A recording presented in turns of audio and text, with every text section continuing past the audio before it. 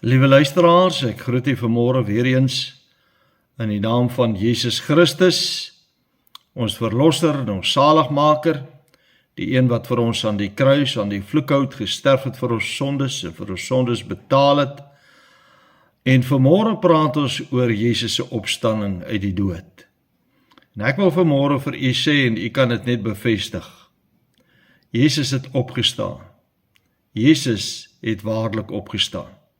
En vriende, as Jesus nie opgestaan het, was ons vandag verlore. En sou ons in ons sonde gesterf het. Ek wil vanmôre 'n bietjie daaroor praat, oor die belangrikheid van die feit dat Jesus gekom het om vir ons lewe te gee. En vir ons lewe te bring. En wat 'n wonderlike gedagte, Jesus het opgestaan en hy het weer opgevaar na die hemel. Hy sit aan die regterhand van sy Vader, van waar hy weer sal kom om sy kinders te kom haal. Ons sien uit na daardie dag. Ons leef in 'n verskriklike tyd en ons besef die koms van Jesus is voor die deur.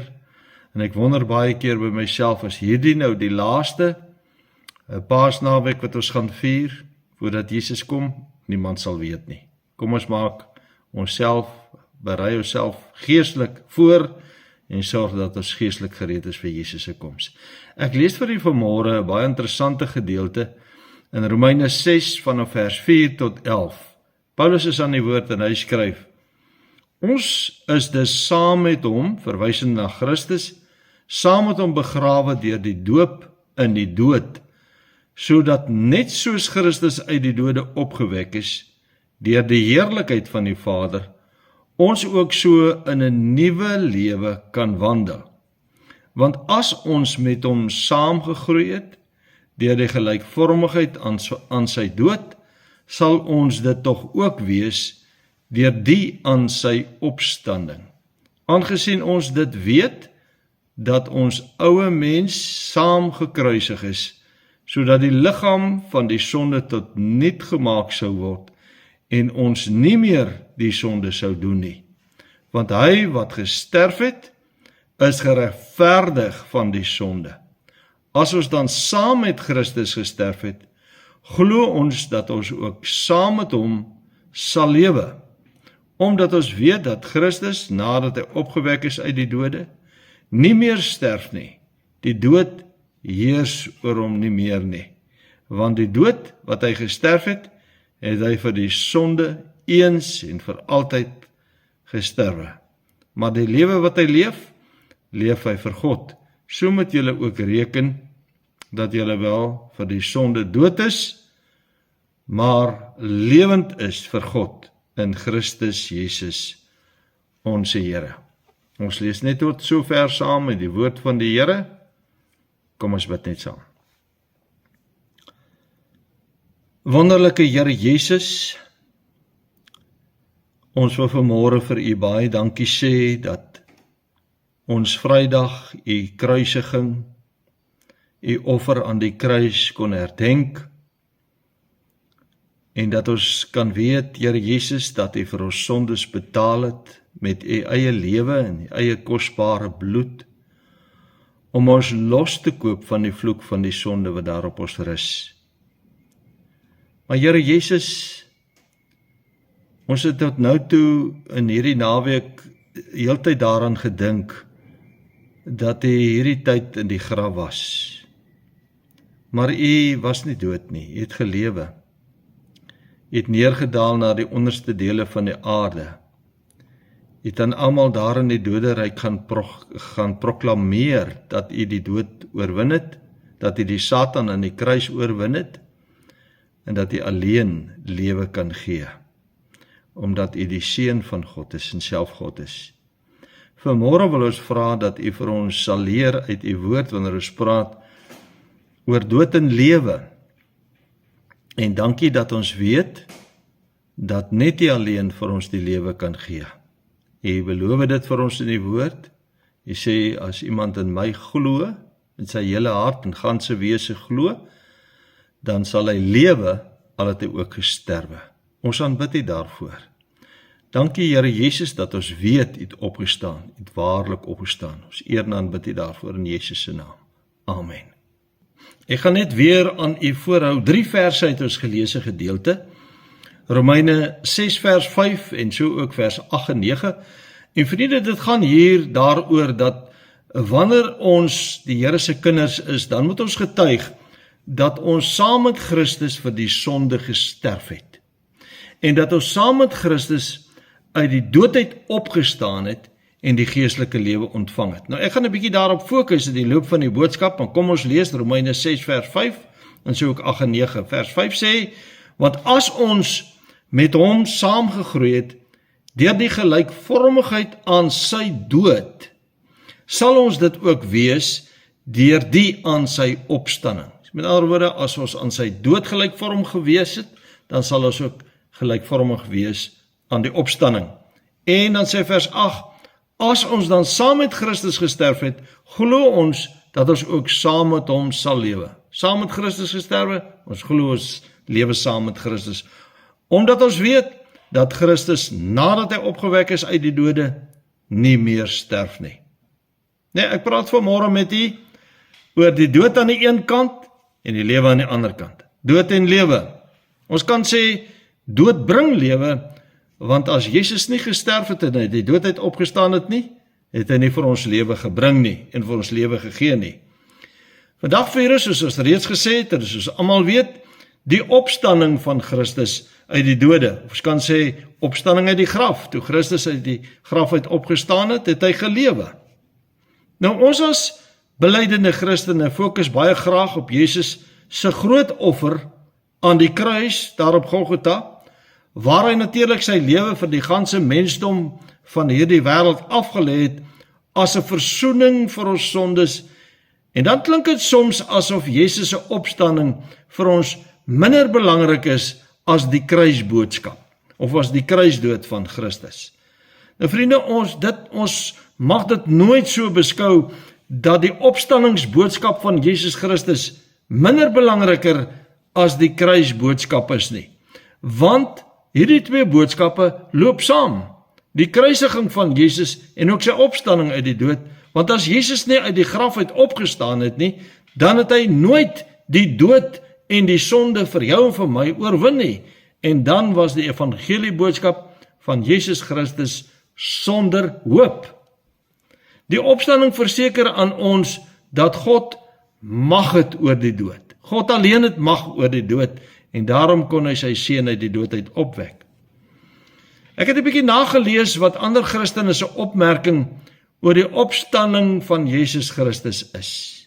Dit was my baie treffend en ook vir my nodig om dit met u te deel. Die eerste is John Stott wat gesê het, die Christelike geloof is eintlik 'n opstandingsgeloof. Die konsep van die opstanding uit die dood vorm die hart van ons geloof, sê hy. Hy sê, neem dit weg en jy vernietig die hele Christelike geloof, as jy die opstandingsboodskap uithaal, as jy dit nie verkondig soos ons dit moet verkondig nie.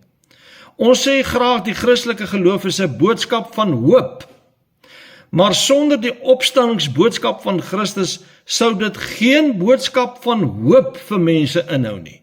As ons nie die opstanding van Christus uit die dode sou verkondig nie. Nou, Jeffrey Kennedy het gesê, as Christus nie opgestaan het nie, was die verskriklike konsekwensie nie net dat die dood ons lewe vir ewig beëindig nie, maar dat ons nooit van ons sonde verlos sou kon word nie, maar in ons sondes sou sterf. Hartseer gedagte, as ons nie die opstandingsboodskap verkondig nie, beteken dit dat ons nooit van ons sonde verlos kan word nie, maar in ons sonde sterf.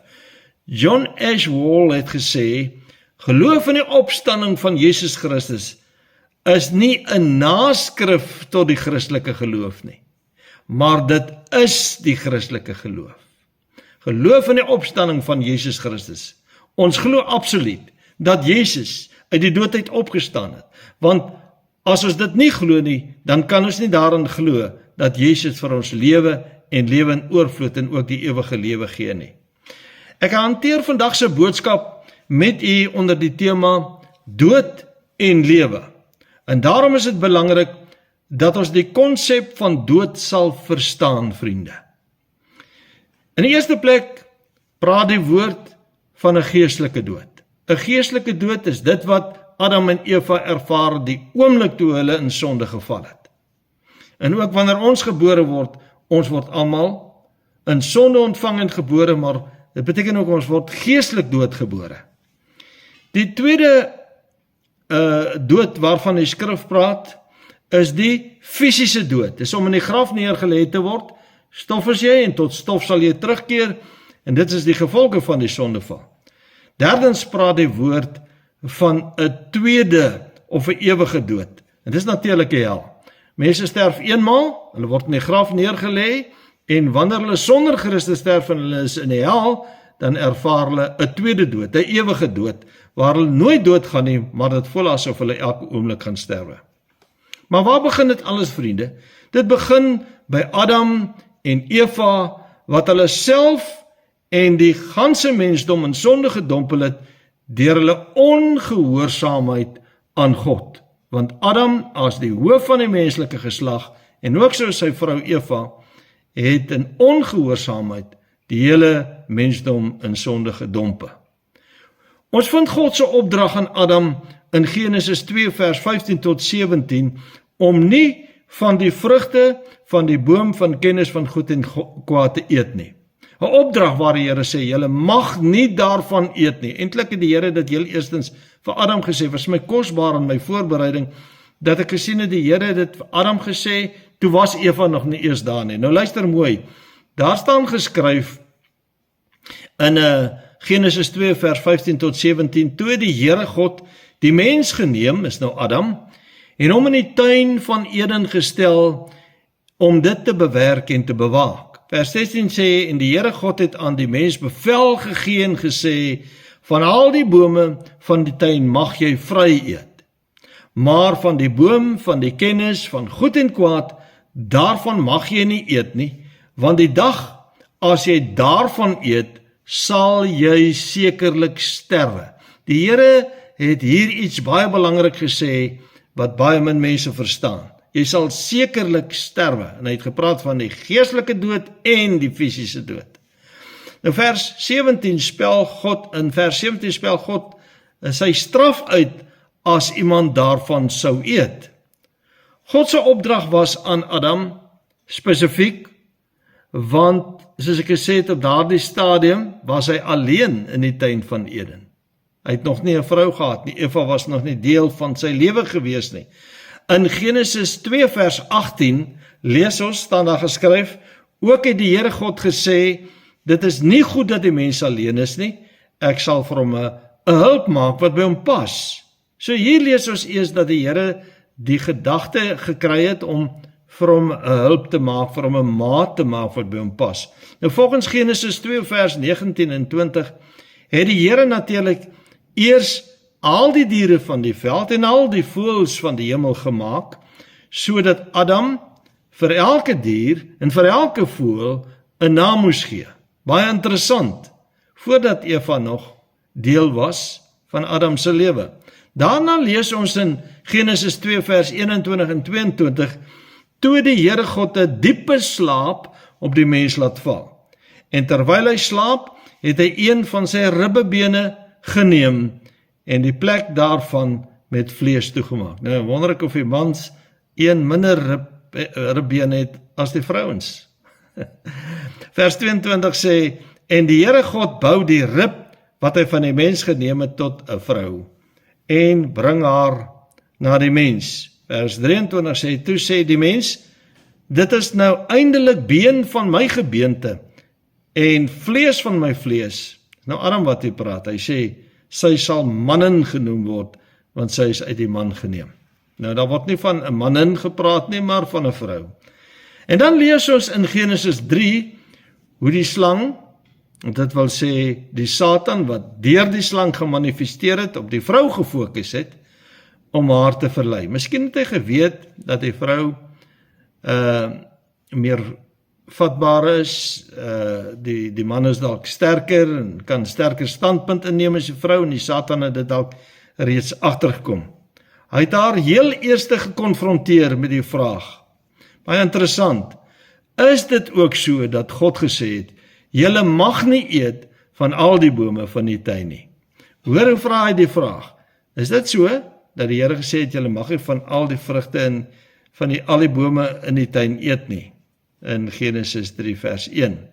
Dan lees ons daarvan vers 2 tot 6, en die vrou antwoord die slang, van die vrugte van die bome in die tuin mag ons eet, maar van die vrugte van die boom wat in die middel van die tuin is, het God gesê, julle mag daarvan nie eet nie, en dit nie aanroer nie, anders sal julle sterwe. Sy was goed ingelig.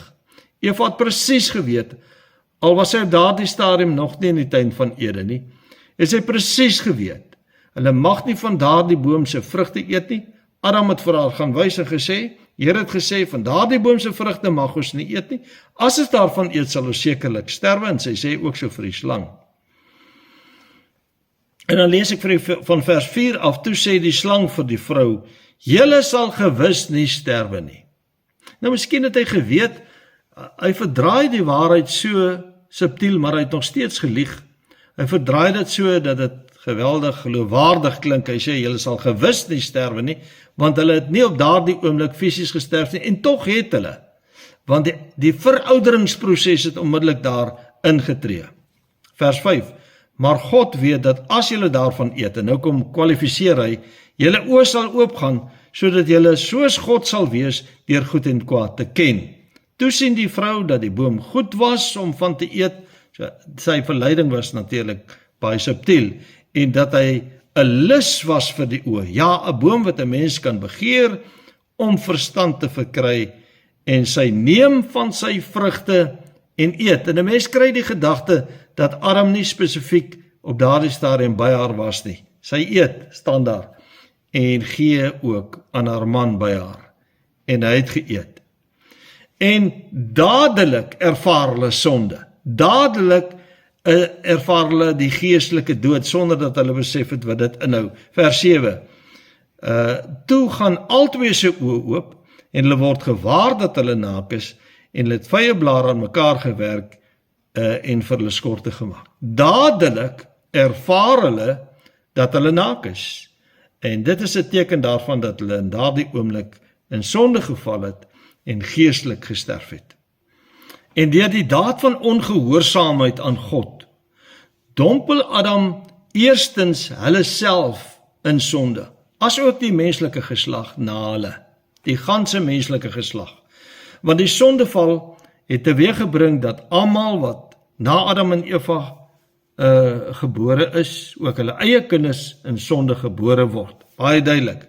Maar hulle het hulle self ook in sonde gedompel, en dis presies wat die psalmdigter skryf in Psalm 58 vers 4, waar hy sê, afvallig is die goddelose mense van die geboorte af. Nou, goddelose mense klink verskriklik, maar goddeloos beteken eintlik godloos, beteken eintlik dat jy sonder God gebore word, dat jy geestelik doodgebore word, want jy sonder God. En hy sê verder, die leensprekers dwaal van die moederskoot af. Daarom ervaar ons kinders is sommer nog klein, dan lieg hulle oor dinge as hulle daarmee gekonfronteer word, as hulle met die waarheid of die leuen gekonfronteer word. En vriende, dan sien ons nou die feit dat Adam en Eva die mens deur hulle ongehoorsaamheid en sonde gedompel het dit onmiddellik gelei tot die geestelike dood van alle mense. Ook die geestelike dood van Adam en Eva, dis die eerste ding wat ingetree het in hulle lewe, die geestelike dood. Ek het dit nou al vir u gelees, ek lees dit weer vir u, Romeine 5 vers 12, daarom, soos deur een mens die sonde in die wêreld ingekom het, en deur die sonde die dood, en so die dood tot alle mense deurgedring het, omdat almal gesondig het. Luister mooi wat sê hierdie skrif, deur een mens, dis nie twee mense nie, dis nie Adam en Eva nie, dis Adam alleen. Deur een mens het die sonde in die wêreld ingekom, en nou sê, en deur die sonde die dood. Daardie drie tipes dood waarna ek verwys het, is die geestelike dood, die fisiese dood en die ewige dood. En so ook die dood tot alle mense deurgedring het, omdat almal gesondig het. Ons het almal met die sondeval geestelik gesterwe. Maar hoe het Adam en Eva dit ervaar? Volgens Genesis 3 vers 7 staan dit baie duidelik. Daar staan geskryf, toe gaan albei se oë oop en hulle word gewaar dat hulle naak is en hulle het vye blare aan mekaar gewerk en vir hulle skorte gemaak. En hulle oë het oopgegaan. Hulle het dadelik hulle naaktheid ervaar. Hulle was die heeltyd naak gewees. Ons weet nie vir hoe lank nie. Maar skielik op 'n dag, toe die sondeval plaasgevind het en hulle geestelik gesterf het, onmiddellik ervaar hulle naaktheid. Nou hulle geestelike oë het onmiddellik oopgegaan, vriende, en hulle kon dadelik onderskei tussen goed en kwaad. Met ander woorde, hulle kon dadelik onderskei wat is sonde en wat is nie sonde nie. En hulle het dadelik hulle naaktheid ervaar. Dis wat ons nou gelees het in Genesis 3 vers 7. Dadelik hulle naaktheid ervaar. Hulle was skaam en selfbewus. Daarom het hulle skorte gemaak van vye blare om hulle self te bedek. En wat het hulle dan gedoen verder? Hulle probeer om hulle sonde te bedek. Om hulle naaktheid te bedek beteken hulle probeer om hulle sonde te bedek. Hulle het ook probeer om van God weg te vlug. Hulle daar iewers gaan wegkruip in die tuin van Eden, maar die Here het presies geweet waar hulle is en hy het na hulle gaan soek, hy het na hulle geroep. En hulle het ook teenoor die Here, toe hy hulle konfronteer, het hulle self probeer verontskuldig. Hulle het probeer om hulle sondeskuld te ontken. Adam het gesê, dis nie ek nie Here, dis die vrou wat hy my gegee het. Eva het gesê, dis nie ek nie Here, maar dis die slang wat my verlei het. Nou ja, so ervaar ons dit in ons eie lewe, ervaar ons dat die sonde maak, dat ons eie naaktheid ervaar voor God, en selfs voor mense. Ons eie naaktheid of ander se naaktheid, laat ons baie keer ongemaklik voel. En laat dink my so in die verhaal van Noag, toe ek net dink, hoe sal ek dit vir u prakties illustreer, toe die Here op my hart gelê om vir u die verhaal van Noag voor te hou. Nou, Noag was 'n godsman. Ons weet dit almal, hy was 'n godsman en nadat die ark gestrand het daar op die berg Ararat, het Noag en sy gesin het hulle vir hulle dan 'n woning of 'n tuiste geskep en hulle het vir hulle onder andere 'n wingerd geplant en daarvan het Noag wyn gemaak. En lees ons nou in Genesis 9 vers 21, maar toe hy van die wyn gedrink het, het hy dronk geword en naak in sy tent gelê. Ons kan sê hy was skaamteloos, maar die drank, hy was so onder die invloed van drank, dat dit gemaak het dat hy sy inhibisies verloor het. So hy het nie regte besef, wat gebeurde en het ook nie reg omgegee nie. Hy lê skaamteloos daar in sy eie tent.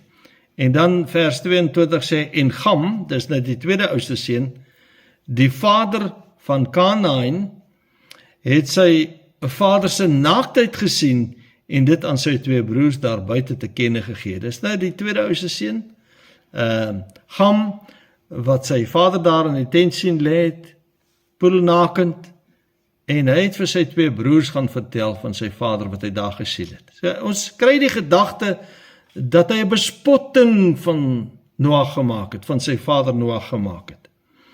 En toe neem sy ander twee broers, Sem en Jafet, die bookleed en hou dit op hulle skouers, terwyl hulle agteruitloop en hulle die naaktheid van hulle vader bedek. Hulle gesig was agtertoe gedraai, sodat hulle die naaktheid van hulle vader nie gesien het nie. Was vir hulle vernederend om te besef hulle vader lê daar dronk, onder die invloed van drank en sy naaktheid. En hulle gaan om sy verleentheid te beskerm, en hulle bedek die skande van hulle vader. Vers 24 sê, toe Noag van sy wyn wakker word, en merk wat sy jongste seun Gam hom aangedoen het. Nou, Noag was natuurlik skaam daaroor, en hy dadelik dalk met hulle daaroor gepraat, en ons kan ook sê, hy was skaamkwaad. Sê hy wat Noag is, vervloek is Kanaan, sy kleinseun, hy vervloek sy kleinseun, terwyl ons nêrens in die verhaal lees dat sy kleinseun hierby betrokke was nie. En hy sê, 'n knegt van die knegte moet hy wees vir sy broers. Verder het hy gesê, geseënd is die Here, die God van Sem. Nou seën hy vir Sem, die oudste. Maar Kanaïn moet sy diensknegt wees. Mag God aan Jafet ruimte verskaf en mag hy woon in die tente van Sem. Maar Kanaïn moet sy diensknegt wees. So hy seën eintlik vir Sem en Jafet, maar hy sê hierso ook, en mag Jafet woon in die tente van Sem. Maar Kanaan, sy kleinseun, is 'n tragiese verhaal, die word vervloek, sê sal die diensknegt van ander wees. Dis die gevolge van sonde, vriende, dat die Here ons waarsku teen sonde, maar sonde maak dat daar baie groot verleentheid en stryd in mense se lewens is. En dan sien ons ook die feit dat die hele wêreld in sonde gedompel is, het gelei tot die fisiese dood van alle mense. Die onmiddellike gevolge van Adam se ongehoorsaamheid word vir ons uitgespel in Genesis 3 vers 19. Hoor nou mooi wat sê die Here. Ons kan ook sê, dis God se vloek vir Adam en die menslike geslag na hom. Hy sê, in die sweet van jou aangesig sal jy jou brood eet. Dis nou van Noag wat die Here dit sê, totdat jy terugkeer na die aarde, want waaruit jy geneem is. Met ander woorde, hy sal terugkeer na die aarde, dit wil sê hy sal sterwe, en hy sal weer in die graf neergelê word. Want stof is jy, en tot stof sal jy terugkeer. Dus ek sê, ons kan dit sekerlik beskou as God se vloek vir die mens, maar dit het betrekking op Adam, as die hoof van die menslike geslag, en ook het dit betrekking natuurlik op alle mans wat vir hulle gesinne sal moet sorg in die sweet van hulle aangesig. Sal die brood op die tafel sit, maar almal sal sterwe. Romeine 5 vers 12 sê, daarom, soos deur een mens die sonde in die wêreld ingekom het, en deur die sonde die dood, hier sien ons dit weer eens, ek het dit al aangehaal, die dood, en so die dood tot alle mense deurgedring het, omdat almal gesondig het. Adam het namens ons die keuse gemaak, as 'n redelike mens, wat God daar in die tuin van Eden gestel het, om vir ons ook 'n keuse te maak, en het verkeerde keuse gemaak. En ons ly vandag nog onder die gevolge daarvan. Romeine 6 vers 23 sê, want die loon van die sonde is die dood. Die loon van die sonde, die straf van die sonde, is die dood. Fisiese dood, eers die geestelike dood, dan die fisiese dood, en dan die tweede dood vir die wat Christus verwerp. Maar die genadegawe van God is die ewige lewe in Christus Jesus, onse Here. Dis die wonderlike, hier kom die lewe weer na vore, die boodskap van lewe, die genadegawe van God is die ewige lewe in Christus Jesus, onse Here, vir die wat Jesus Christus kies in hulle lewe. Natuurlik het Adam en Eva nie net siekte en kwale van veroudering in hulle lewe ervaar nie, maar hulle het ook die tragiese dood van hulle eie seun ervaar, Abel, wat deur sy oudste broer Kain in afguns doodgemaak is, doodgeslaan is. Ek dink dit moes verskriklik gewees het, hulle het geen, voor die tyd het hulle geen konflik ervaar nie, want daar in die tuin van Eden, tussen Adam en Eva, was daar nie konflik nie, hulle het in absolute vrede met mekaar gelewe, want hulle het glad nie sonde ervaar nie, en nou ervaar hulle, nie net dat die fisiese dood besig is om in te tree in hulle lewe nie, siekte en liggaamlike kwale nie, maar hulle twee seuns wat in konflik met mekaar was, en Kain wat vir Abel doodgeslaan het, om vermoor het. Dit moes vir hulle baie hartseer ervaring gewees het, die eerste moord wat op die aarde plaasgevind het. Genesis 4 vers 1 tot 10, ek wil dit vir u lees. En die mens het sy vrou Eva beken, en sy het swanger geword, en Kain gebaar, en gesê, ek het 'n man verkry met die hulp van die Here. Dis nou Kain. Daarna het sy ook sy broer Abel gebaar, en Abel het 'n skaapherder geword, en Kain 'n landbouer. En na verloop van tyd het Kain van die vrugte van die land aan die Here geoffer. Hier sien ons baie duidelik, die Here het die instelling gemaak dat dit 'n bloedoffer moet wees. En Abel het ook van die eerstgeborenes van sy kleinvee gebring, naamlik van hulle vet. En die Here het Abel en sy offer genadig aangesien, maar Kain en sy offer nie aangesien nie. Toe word Kain baie kwaad en sy hoof laat hang, en die Here sê, Kain, waarom is jy kwaad en waarom laat jy jou hoof hang? Is daar nie verheffing as jy goed doen nie? En as jy nie goed doen nie? En nou sê die Here, waarsku die Here hom. Hy sê, die sonde lê en loer voor die deur, en sy begeerte is na jou. Die sonde lê en loer voor ons deur, vriende. En sy begeerte is na jou, maar jy en ek moet daar oorheers. En Kain het met sy broer Abel gepraat, en toe hulle in die veld was, alleen was natuurlik, het Kain teen sy broer Abel opgestaan en hom doodgeslaan. Toe sê die Here vir Kain, waar is jou broer? Waar is jou broer Abel? En hy antwoord, ek weet nie. Is ek my broer se wagter? Baie arrogant toe het die Here antwoord, en hy sê, wat het jy gedoen? Die Here vra van, wat het jy gedoen? En die Here sê vir hom, die stem van die bloed van jou broer roep na my van die aarde af. En die Here sê daardeur eintlik, elkeen sal vir die bloed wat hy vergiet het, rekenskap gee, want die bloed van daardie afgestorwene roep van die aarde na God. Maar iets wat vir my baie interessant is van hierdie hele boodskap, is dat ek baie duidelik sien in die woord, die sondelose moes ly vir die skuldiges. Die sondelose moes ly vir die skuldiges. Reeds uit hierdie verhaal van Adam en Eva sien ons dit. In Genesis 3 vers 21 staan daar geskryf, en die Here God het vir die mens en sy vrou rokke van vel gemaak en hulle dit aangetrek. Nou baie duidelik lees ons hier dat die Here daar die onskuldige diere geslag het en hulle bloed gevloei het. Onskuldige diere word doodgemaak om die sonde, die naakte liggame van Adam en Eva te bedek met die vel van daardie dier waarmee die Here vir hulle rokke gemaak het. Rokke van vel het die Here vir hulle gemaak. En dit dui natuurlik op die bloedoffer van 'n onskuldige dier wat moes ly vir die sondes van die mense, om hulle naaktheid en hulle sondes te bedek. Daarom lees ons ook in die Ou Testament van die offers wat die Here ingestel het, bloedoffers, onskuldige dier, waarop hulle eers die sondes van die volk neergelê het, die priesters, het al die sondes van die volk opgenoem voor die Here, en dis op die dier gelê, en dan is daar die dier geslag.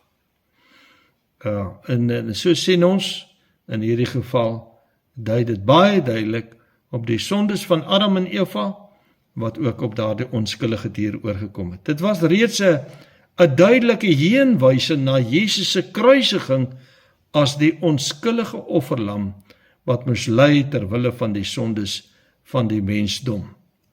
1 Petrus 1 vers 18 en 19 sê, omdat julle weet dat julle nie deur verganklike dinge, silwer of goud losgekoop is uit julle ydelle lewenswandel wat deur die Vaders oorgelewer is nie, maar deur die kosbare bloed van Christus, soos van 'n lam sonder gebrek en vlekkeloos. Maar deur die kosbare bloed van Christus, soos 'n lam sonder gebrek en vlekkeloos.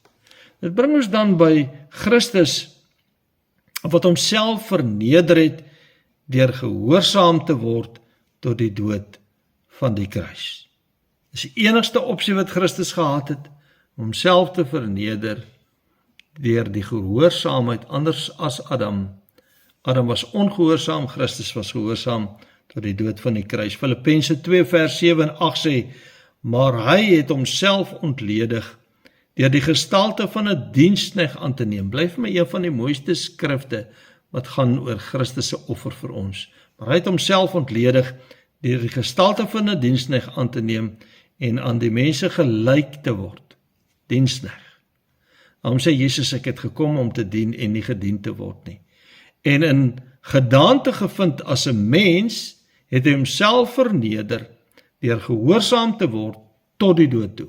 Ja, die dood van die kruis. Ek wil ook vir u lees Romeine 5 vers 19 wat sê, want soos deur die gehoorsaamheid of die ongehoorsaamheid van die een mens, verwys na Adam, baie duidelik die teenstelling. Die ongehoorsaamheid van die een mens, baie tot sondaars gestel is, so sal ook deur die gehoorsaamheid van die een in hoofletters baie tot regverdiges gestel word.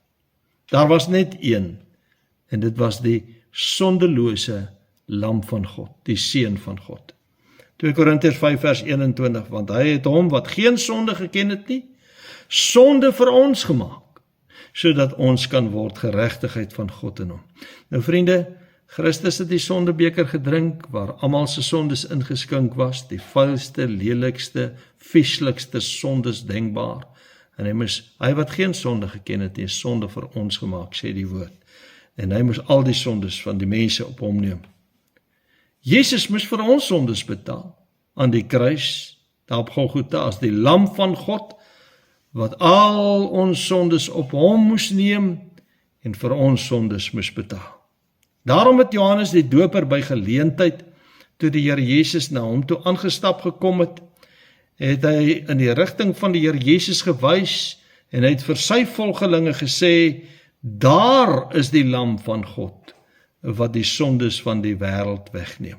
Daar is die lam van God, die seun van God, wat die lam van God is, wat vir ons sou sterf, Johannes 1 vers 29. Nou vriende, sonder die opstanding van Christus uit die dood, sou niemand vry spraak en oorwinning oor hulle sonde en die dood kon ervaar nie.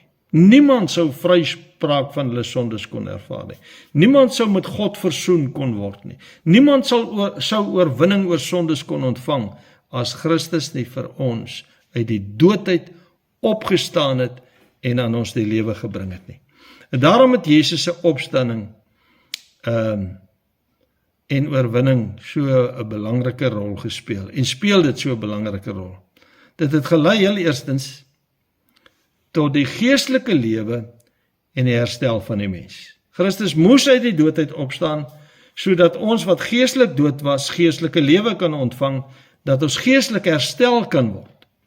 In Efesiërs 2 vers 1 tot 6 word dit vir ons baie mooi uitgespel. Daar staan, en julle, en verwys hy na almal wat sondaars was, en na Christus toe gekom het, en julle het hy lewend gemaak. Lewend gemaak, wat dood was deur die misdade en die sondes. Ons is lewend gemaak deur die offer wat Christus vir ons gebring het, maar ons het saam met hom gesterf, saam met hom uit die doodheid opgestaan, waarin julle tevore gewandel het, volgens die loop van hierdie wêreld, soos wat almal lewe, omdat hulle in sonde gebore word, volgens die owerste van die mag van die lig, verwysend na die Satan en sy magte, van die gees wat nou in die kinders van die ongehoorsaamheid werk, die gees van die Satan, onder wie ons almal ook vroeër gewandel het in die begeerlikhede van ons vlees, toe ons die wil van die vlees en van die sinne gedoen het. En ons was van nature kinders van die toren, net soos ook die ander. Kinders van die toren, die toren van die Here het op ons gerus, omdat ons in sonde gebore is en in sonde geleef het. Maar God wat ryk is in barmhartigheid, ryk is in sy genade, het ons deur sy grote liefde, waarmee ons lief gehad het, ook toe ons dood was deur die misdade, lewend gemaak saam met Christus. Uit genade is julle gered, en saam opgewek, en saam laat sit in die hemele, in Christus Jesus. Ons kan alleen die hemele beerwe, die ewige lewe beerwe, as ons saam met Christus gesterf het, saam met Christus uit die dood opgewek is. Vers 8 en 9 sê, want uit genade is julle gered, deur die geloof, en dit nie uit julle self nie, dit is die gawe van God, nie uit die werke nie, sodat niemand mag roem nie.